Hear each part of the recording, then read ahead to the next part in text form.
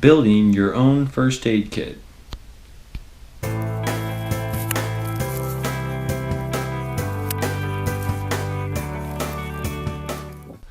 Okay guys, let's go through a little bit of what's in my first aid kit. I carry a fairly small first aid kit. It does have like belt loops, so you can put it on your belt if you wanted to. I'm not going to. I don't think it's necessary to actually carry your first aid kit on your person at all times. But when you're back in the mountains camping or hiking, anytime you're back there, you're likely to have issues with cuts or abrasions, or if you have a knife or an axe, you could have even deeper issues, especially if you have an axe or a knife. You could definitely have some pretty bad wounds.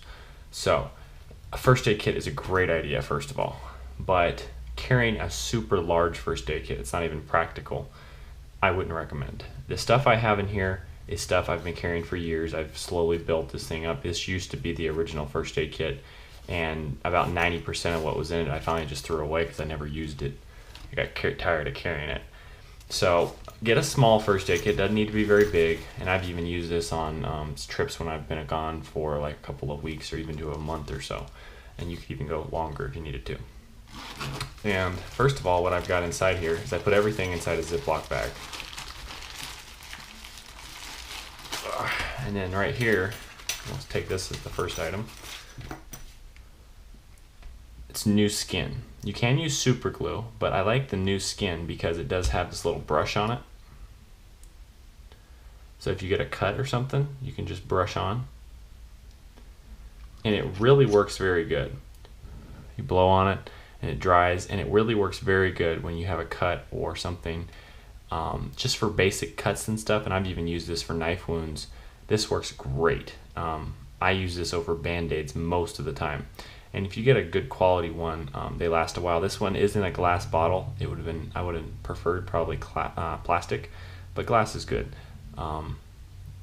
Plastic would be probably a little bit less likely to break, but so far I haven't had any issues with it. I do not put it in with the rest of this, and the reason being is if this decides to leak or crack, which I've had happen before, I don't want it ruining all my other first aid gear and contaminating it, and then it's just this glob that you can't even use anymore. So I do put it just inside here. It would probably be a good idea to actually put it inside a Ziploc, so that way if it leaks, but I never did that. Okay, so everything's inside a nice little Ziploc bag. It's just a sandwich bag. The thing at the very top is some heavy duty, these are cloth Band-Aids, and I usually carry, I think, maybe 8 or 10 of them. Let's see here, I got 4, 5, 6, 7, 8. Yeah, I've got 8 of them. And these are big enough Band-Aids that I can use them for anything that I'm actually going to need a Band-Aid. I will say that when I'm back in there, if I just get a little cut or something, most of the time, unless it's bleeding really bad, I won't even put a Band-Aid on it, just because I'll use a little bit of this. But these are nice if it's a really bad wound and it won't stop bleeding. The cloth Band-Aids really stick on very well, so that's what I use those for. So 8 of those. An emergency blanket. This has tons and tons of uses, which you guys have seen in some of my other videos, and I'm going to show even more uses. But one of the other uses is if you're in, first aid, somebody has been hurt or something, it's a good idea to have one of these. You can cover them up if they're cold.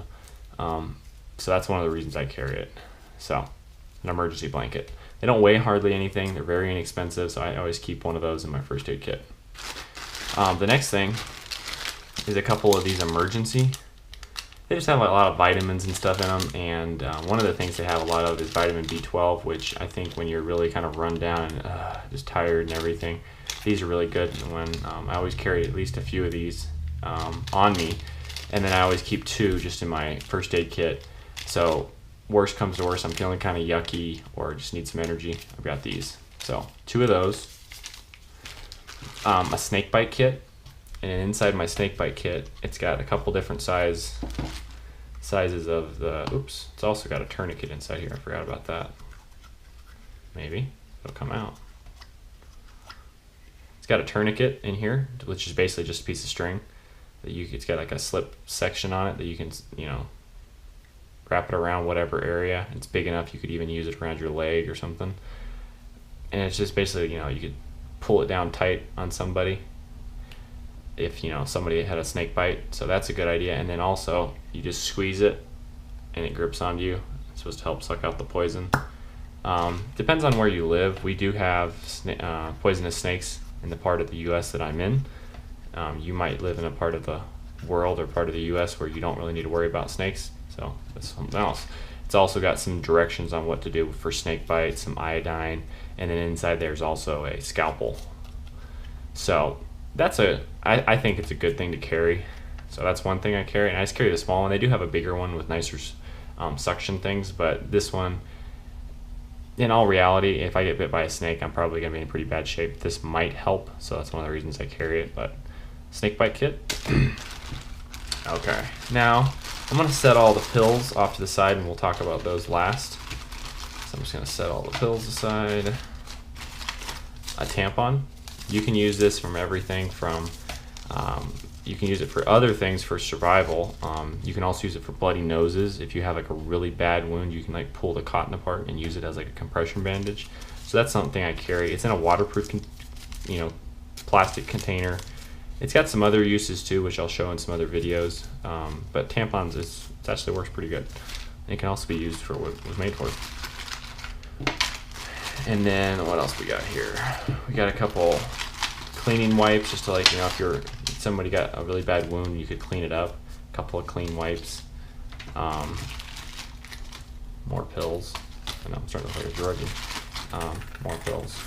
And then we also have just some sports tape. And the reason I use sports tape is I use this in place of my ace bandage and also in place of moleskin or something else for blisters. The trick with blisters is before you get the blister, put some of this on it. It's slick enough that if you put a piece of this on, like, let's say the back of your heel when your boot's rubbing or something, it'll be rubbing on this and it'll tend to keep you from getting blisters. And if you're walking long distances, you have to have something that works good for blisters. I had to wrap my feet up, parts of my feet almost every day when I was doing long distance walking. And I'm talking about walking upwards of 20 miles a day. And no matter what I did, you almost always have a little bit of issues with your blisters on your feet. So something like this, I prefer this over moleskin. I can also use this as a bandage. I can also use this if I cracked my ankle, if I sprained my ankle or something.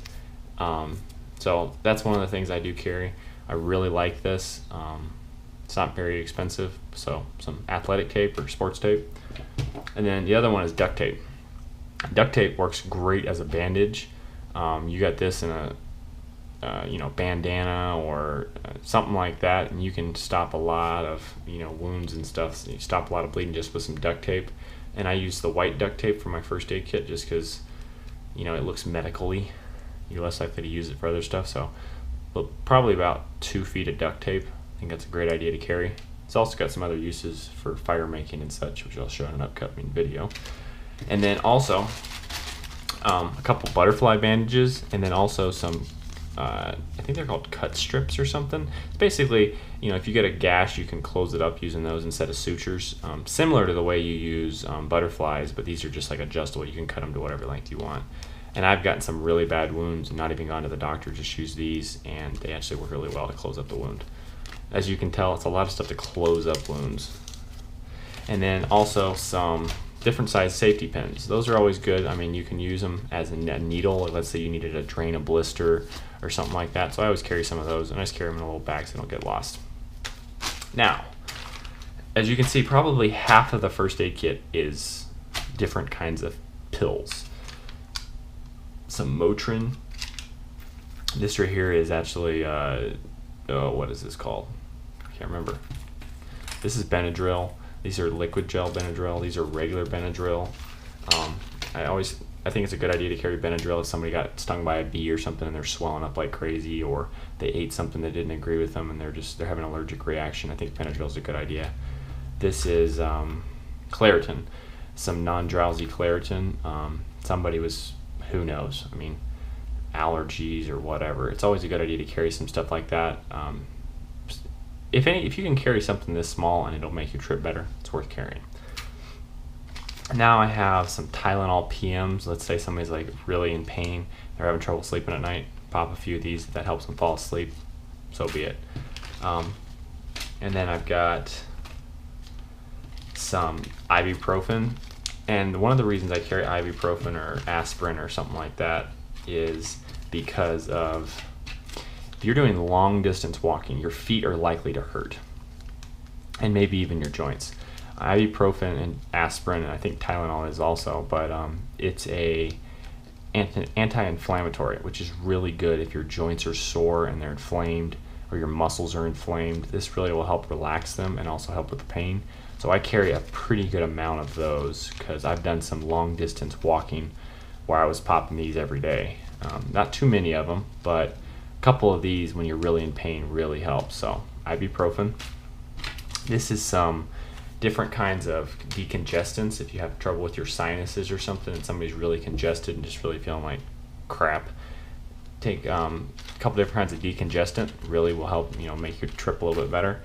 And then this is melatonin. You got somebody that's just really having a hard time sleeping at night, take one of these. Really helps you fall asleep. One of the reasons I carry these, my wife sometimes has a hard time falling asleep at night, so some of these really help her fall asleep. So I was like, hey, I also take this first aid kit when I travel overseas. So I figured, hey, if I put it all in here, I've already got it. So a little bit of melatonin, and then these are the two that some people would probably disagree with. In my opinion, I think it's a good idea. Oxycodone and hydrocodone. I think that's right. Yes, I think that's right. I'm sure you guys will leave it down in the comments if I pronounce that wrong. One of the reasons I carry oxy and hydrocodone is whatever. One of the reasons I carry these is, let's say you go back in there and you're by yourself and you break an ankle, or let's say you just break your ankle. You break your ankle, but you are able to wrap it up enough and you're able to move, but it's just excruciatingly painful. Or let's say you even send somebody back for help. Whatever, you're in excruciating pain. Taking one of these every day for the first couple days, just to, until somebody was, you're a couple days back in or something, to be able to make it through some stuff like this, some drugs, is a good idea. I wouldn't recommend that, everybody necessarily carry these. I do a lot of backpacking and camping by myself, and my thought is, if I really injured myself badly, but I was able to move, but it was excruciatingly painful, but I could do it if I took something like this, it's worth carrying. So I do carry a couple different high strength painkillers left over from a surgery or something, and I didn't take all of mine, or my wife didn't take all of hers, and we just hung on to it instead of just having it sitting on the shelf.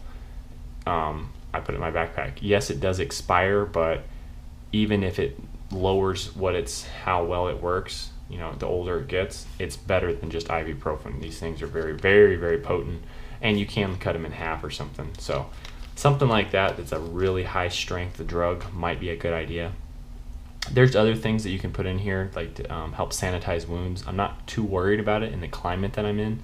The dry air of the Colorado Rockies, wounds tend to heal really well and don't get infected, so it's not something I'm really all that concerned about. This does have a sanitizing agent in it, so it helps clean the wound out, but I've just never really had any too much trouble with wounds getting infected, so it's not something I'm all that concerned about. You could put some antibiotics in here. One of the other things I just never have been all that concerned about, but some good painkillers. So guys, that is everything I carry in my first aid kit. Why don't you guys leave it down in the comments what you guys carry in your first aid kits and what you think is a great idea to carry. And thank you all so much for watching. If you're a new watcher, please give us all a big thumbs up. Actually, everybody give us a big thumbs up if you enjoyed it. And please share this on your Facebook, your Twitter, Instagram, any other social media you can think of. I really appreciate that. And if you're a new watcher, please click that subscribe button. Thanks guys. See ya.